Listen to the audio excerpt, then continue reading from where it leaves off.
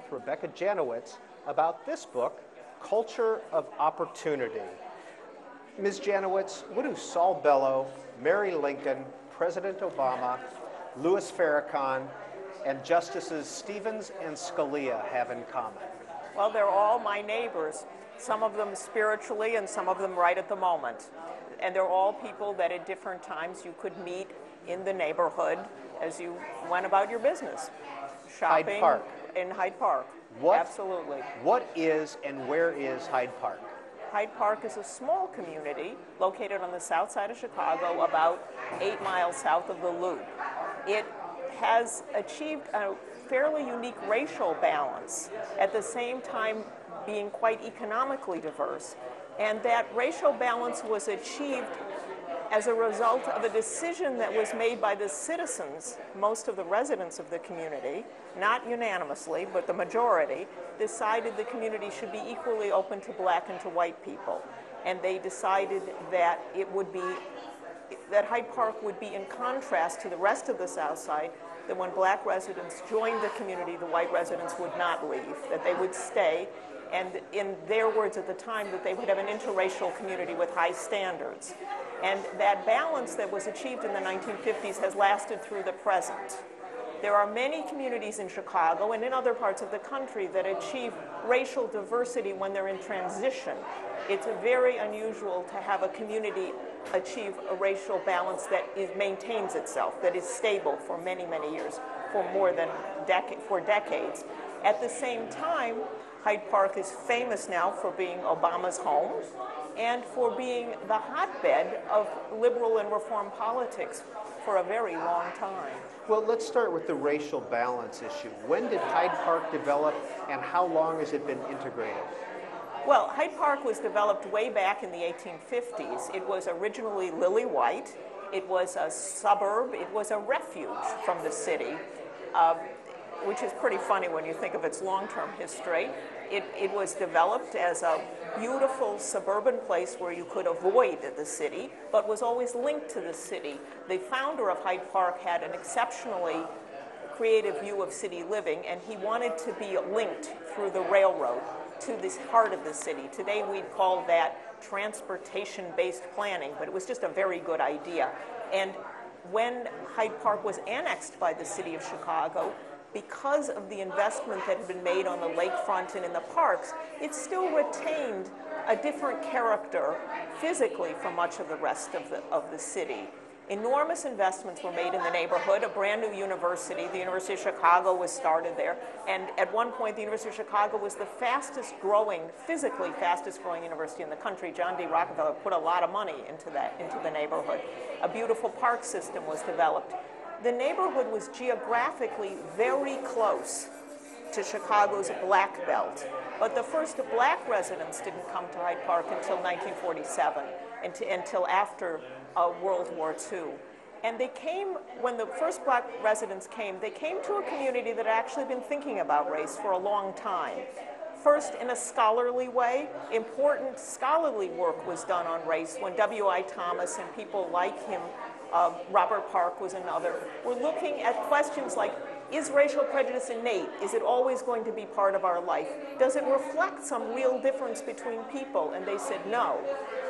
Racial prejudice is a social product. It's a product of particular ways of interacting with other people. It could change any direction. It could go any way. It could disappear, which was at the time a very revolutionary idea. Then Hyde Park was the home of Julius Rosenwald, who had very different ideas. Founder of Sears. The founder of Sears, who made a ton of money. He was the Google man of his time. He was the Microsoft guy in a way. He took all his money. He left at a very young age, at 50, and decided to stop making money and start spending it. And he did enormous things in the South. He built schools for black kids all over the South, but he wanted to change people's ideas about race relations. He thought that racial prejudice was holding America back. It was a very simple insight, very straightforward, very optimistic guy, and incredibly willing to put his money where his mouth was. So he developed a whole series of ways of supporting black writers and artists many of whom came from the south side of Chicago, because he wanted people to take a different look at black people. And I think he was a key element in a change when black people went from being a problem that needed to be solved to being a resource, a wonderful thing. And then after World War II, there was a change in people's minds and in people's hearts. There was a real desire to have an integrated community. And neighborhoods all around Hyde Park were changing their character completely, their racial character, in a very few years. Barack Obama writes about those changes in his first book because he experienced the consequences of it in Roseland when he went to do community organizing. In Hyde Park, people decided to stay, partly because of the wonderful treasures of the community, the university, the museums, the parks. They wanted to stay. What's the picture here on the front? That is a view across the Midway, which was put in for the World's Fair and is a much beloved feature of the neighborhood. And behind that, you see the University of Chicago rising in all its faux medieval glory. They decided if they were going to build a new university in a cornfield, at least it would look like a European university. So they built all this wonderful faux Tudor and faux Gothic, which has become incredibly beloved in the neighborhood. Rebecca Janowitz, you start your book, Culture of Opportunity, talking about 57th Street Books. What is that? 57th Street Books is a lovely bookstore. It's a co-op. It's a co-op. It's the parent organization is the Seminary Cooperative Bookstore, which is a huge bookstore, entirely a series of catacombs underneath a Protestant seminary right in the heart of Hyde Park. Barack Obama was always a member. Harold Washington was always a member. There have been many, many distinguished scholars and Supreme Court justices. Many, many people belong to the bookstore. It has thousands of volumes available. It probably is one of the premier scholarly bookstores of the world. And as I say in my book, you can go to the 3 locations. You have access to all kinds of books. You can't get a cup of coffee in any of them. Hyde Park's an austere place. What do you mean?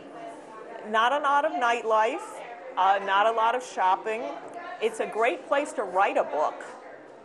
But if like I have been now, you are lucky enough to get your book published by a fine publisher and be out in the world, you can do your research in Hyde Park, you can buy your paper and your computers, but if you need an outfit for your book signing, you have to leave the neighborhood. What do you think it is about Hyde Park that's attracted so many writers and authors?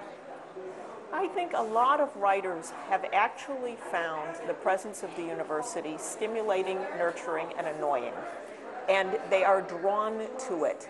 It troubles them sometimes. They're not sure it's really the enterprise that ought to be central to life. But the focus on culture and on community is very appealing to a lot of writers.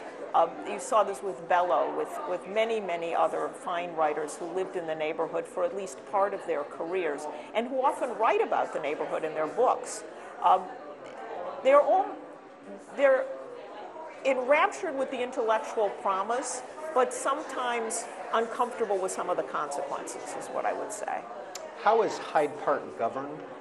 Hyde Park, well, we like to think that we govern ourselves completely. Certainly, we provide a lot of social services that are not provided in the rest of the city simply by banding together and providing them. The public schools, for example, have always been supported in a way that public schools are not supported elsewhere in the city. So we think of ourselves as perhaps a tiny quarter of Sweden that just happens to be on the south side. But, in fact, we don't govern ourselves. We're part of the city of Chicago. We did vote to join the city of Chicago. Sometimes it's as though no one noticed that.